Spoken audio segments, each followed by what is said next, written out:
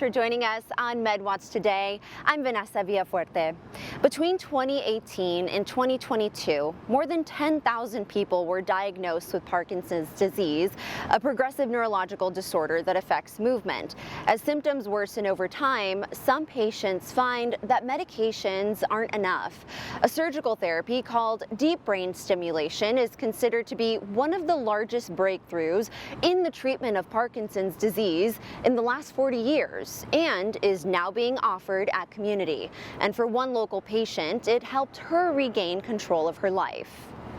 For years, Glenda Edmonds has lived with Parkinson's and a body that moves on its own. The swinging, I always threw my phone, anything that was in my hand, and if you were too close, you might get hit because I had no control over that.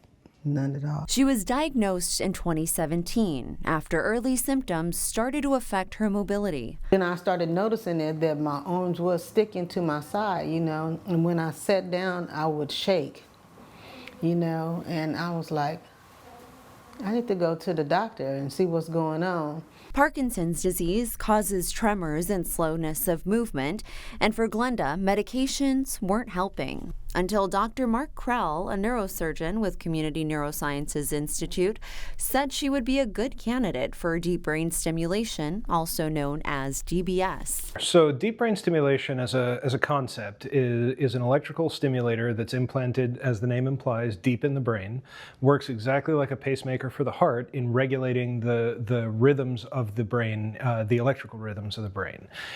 In so doing, it changes the circuitry of movement or emotion or anything else that works as a circuit. So I'm like, I gotta try it, I'm my daddy's daughter, so don't just give up without a fight. If there's a chance that I can get better, I need to take it. The surgery targets the motor symptoms of Parkinson's disease.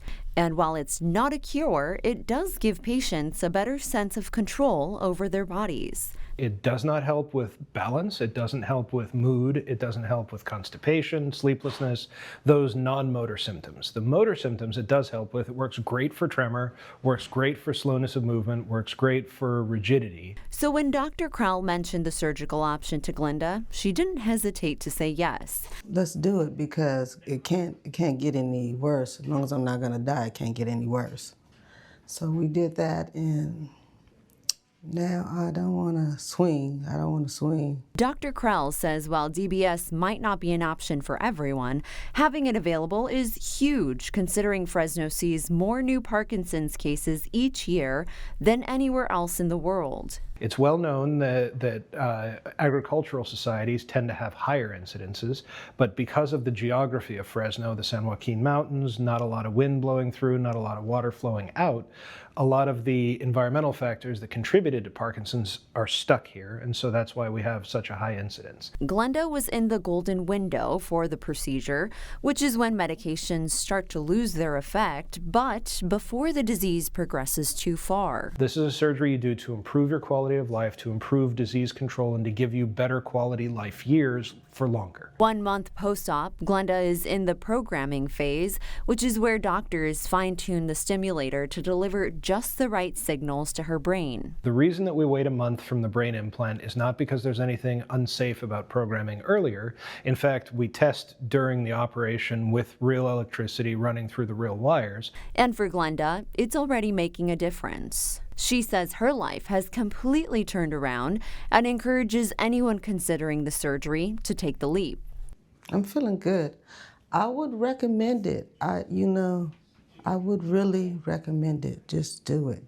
Don't be scared. Just do it. Glenda says she's grateful she can now enjoy time with her family in ways she couldn't before. When we came back, I called my neighbors. I said, let's do something for the kids today, right? And they like, okay, what do you want to do? I said, get some hot dogs and hamburgers. So we did it for all the kids in our neighborhood. So I'm thankful that I can go back and do things like that because I couldn't do that before.